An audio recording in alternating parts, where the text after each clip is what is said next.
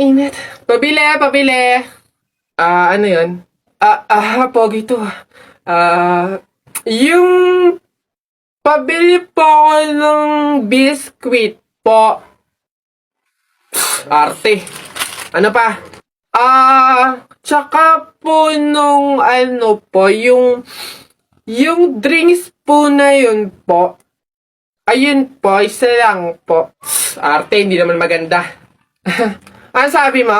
Hay, narinig ko yun Hindi porque pogi ka, ipapalagpasin ko yung mga sinasabi mo sa akin. Kaya lang naman ganito yung naging itsura ko, naubusan ako ng skincare, no? Skincare product lang naman pala. Ito yung mag-aqua skin ka na lang. Ito yung kanilang latest product, yung kanilang food supplement capsule, yung kanilang collagen, tsaka yung kanilang Chubake soap. Oh, gamitin mo. Ano ba itong mga to? Sige na nga, bay na nga, arte mo. Bala ka dyan. Yabang nun Papatunayan ko sa kanya nagaganda ulit ako.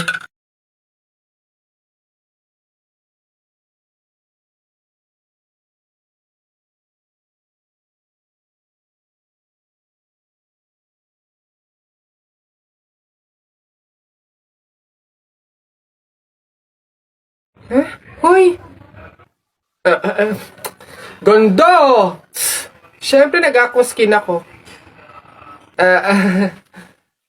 Nasaan na yan? Hoy Jepoy, tara laban na tayo. Kala mo di kita babalikan tara, hinihintay lang naman kita dyan Kala ko nga nagtago ka na basta yung sa Hala, maglalaban na ng flip top si Boboy tsaka si Jepoy. Tara, manood tayo! Ako naman unang banat daya mo dyan Nakita ko nanay mo kumakain ng ribisco. Sinapak ko, sabi niya, ang sarap ng piling ko. Para yun lang eto. Alam ko ulam nyo kagabi, bagoong sinipa ko tatay mo, shoot sa kabaong. Ngi, A, B, C, D, E, F, G, H, I love you, will you marry me? Anong magagawa? Laging natutulala tuwing lumalapit ka, Kung ay natutuwa kahit di sinasadya, pinupuno ng saya tuwing kasama ka. Ang daya mo naman di kita magets dyan Anong madaya doon ito pa. Sun is for the light, moon is for the night, and you is for the rest of my life. Kilig.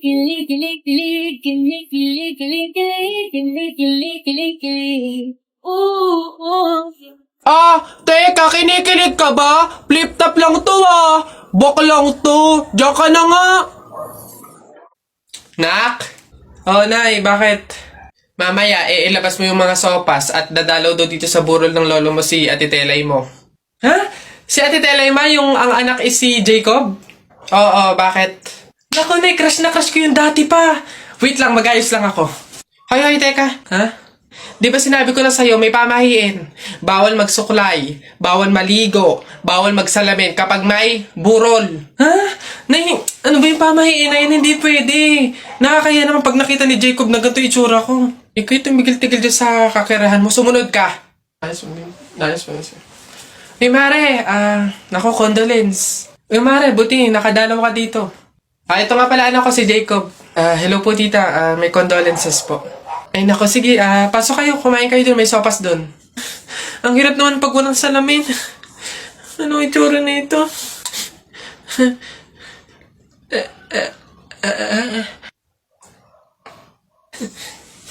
Hi Jacob. Hi.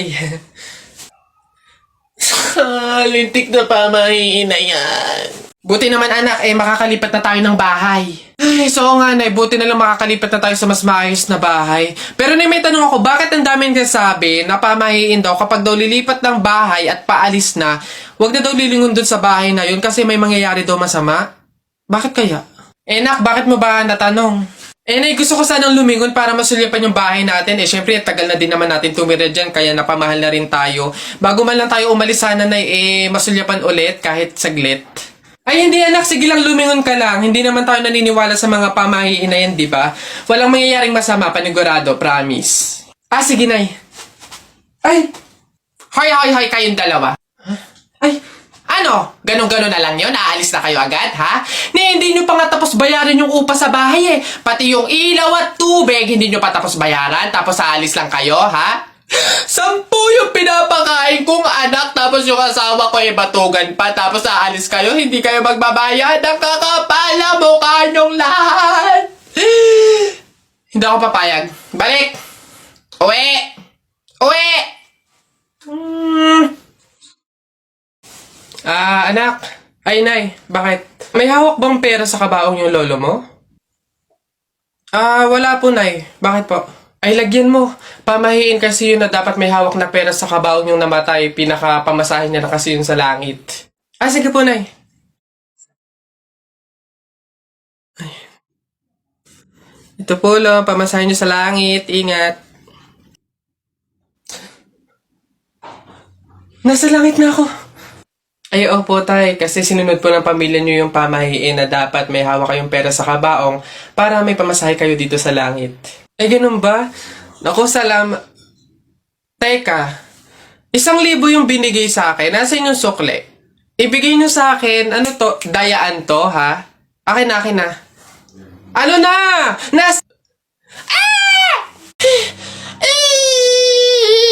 Sige, nak, manganganak ka na, ha? May pamahiin tayo dyan.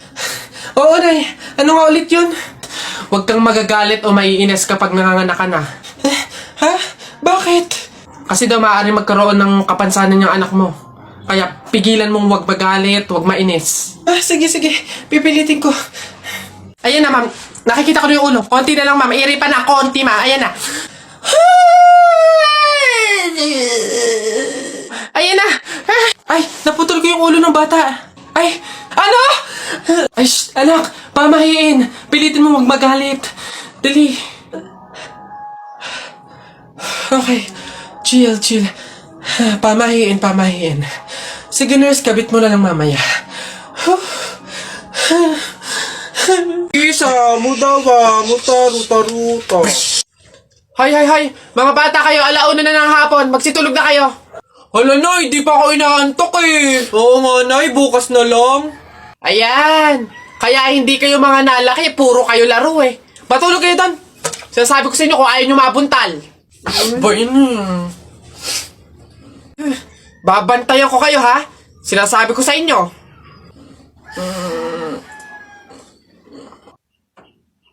Dali, matulog!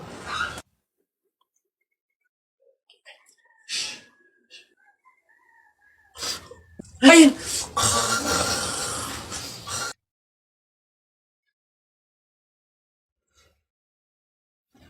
Sabi ni Ninoy Aquino, lahat tayo pantay-pantay. Taas mo yung kilikili mo, lahat tayo patay!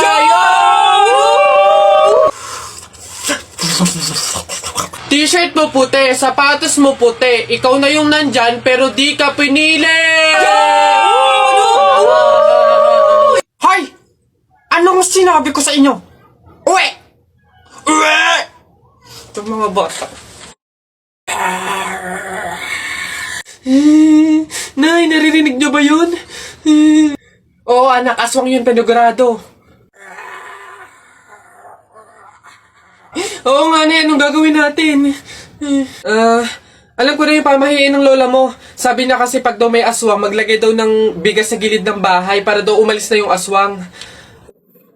Ito, lagay mo sa gilid ng bahay, anak. Sige, Nay.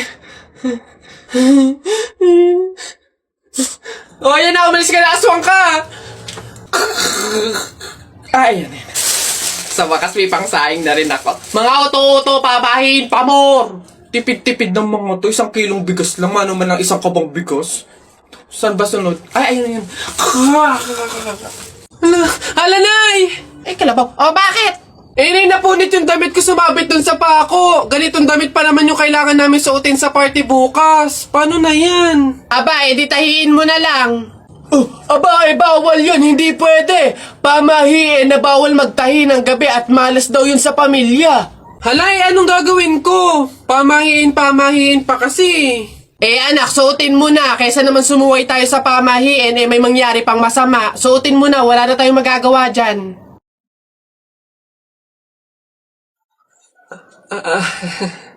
Di ba? Oh, ay! Bagong style, unique, trending, fashion. Alam niyo naman ako, lagi nasa uso.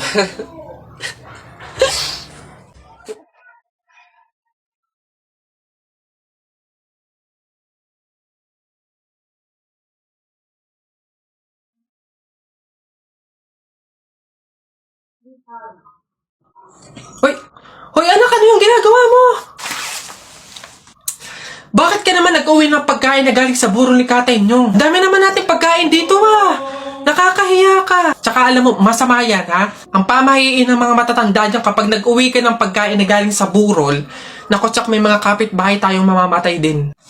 Yun nga mama Kaya nga ginawa ko yun. Kaya kumuha ko ng mga pagkain doon sa burol at dinala dito sa bahay natin para mamatay na yung mga kapitbahay natin. Lalo na yung si Aling Marites. Alam mo ba ma? Sabi, narinig ko, hindi ka na daw virgin. Anong sabi? Hindi na ako virgin? Kumuha ka ng karton tsaka ng sako. Pumunta tayo sa burol ni Katen yung kunin mo lahat ng pagkain doon. Teacher, may tanong po ako sa'yo kung talagang matalino ka sa math. Ay nako, Tutoy, bata ka pa mapapahiya ka na. Kaya nga math teacher mahusay sa math. Ano ba yung tanong mo? Halimbawa, teacher, meron akong 30 pesos. Tapos, bumili ako ng hamburger, 18 pesos isa. O, ilan yung sukli ko? Diyos ko, Tutoy, napakadali. 30 pesos minus 18. O, edi 12. 12 pesos ang sukli mo. Ah, mali, teacher. Ha? Bakit? Paano mali? 2 pesos lang sukli ko. 20 lang kaya binayad ko. May nakita ka bang 30 pesos na buo? Bola. Talaga ba?